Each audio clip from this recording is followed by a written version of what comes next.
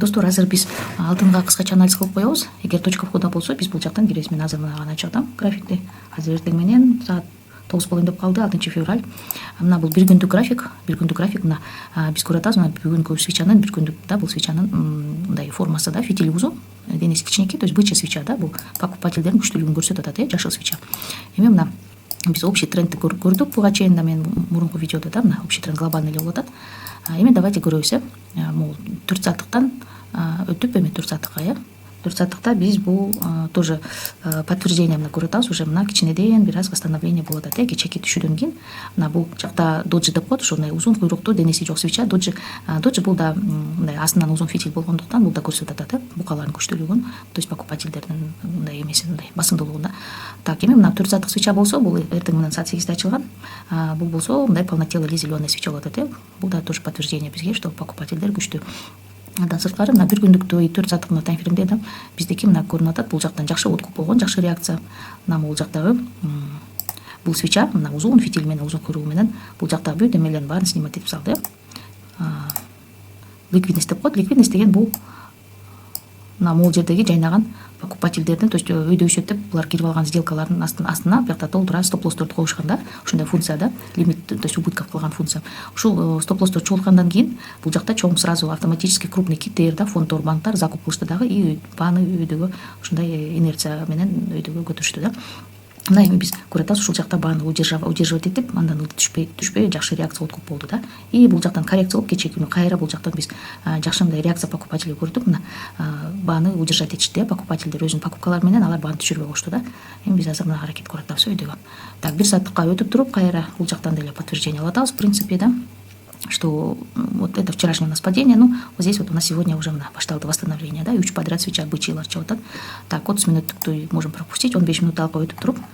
Так, 15 минут, да, биздеки 15 минута. Так, ну, то же самое, в принципе, видим, да. Вот у нас эртең менен саат ачылган, Азия сессия саат 6-да, да, 6-дан баштап биздеки мына жакшы откуп реакция болуп атабыз. Бул жакта коррекция и кайра повторно ретест, да. Ретест вот этой вот у нас, ну, тут у нас тоже зона ордер блока. Ушел зона ретест, то есть касание кылып атат, да. Так, можно вот так отметить. И вот здесь вот у нас зона ретеста, вот, то есть зона ордер блока, ретест кылып повторно касание. Здесь хорошая у нас реакция, да, покупателей өйдөгө карай көрүп атабыз. Эми 5 мүнөттүк өтөбүз, 5 мүнөттүктө давайте сейчас чечим чыгарабыз, да, кайсы жактан ачабыз, ачпайбыз сделканы, кайсы жакка стоп коебуз, да, стоп тек ставим, да, куда прибыль ставим.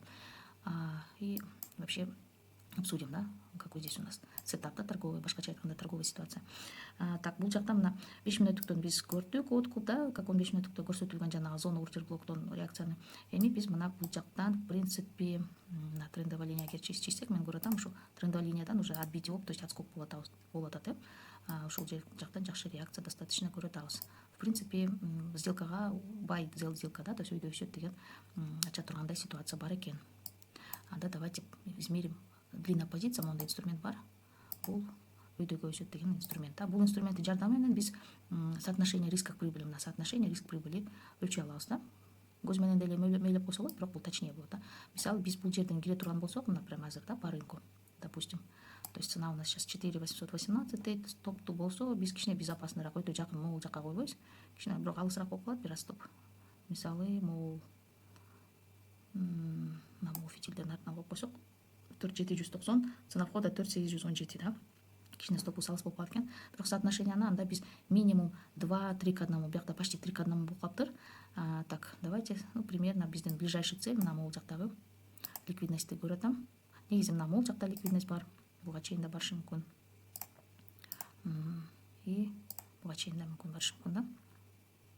Так, в принципе, мына могул жакка чейин барышы мүмкүн. Бирок азыр мен пока ближайший цель мына могул жакта көрсөк болот.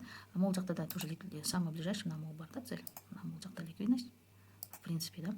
Так, мына могул жерден кире турган болсок, 815-терден, то так 850, 860-тан бул биринчи цель болушу мүмкүн.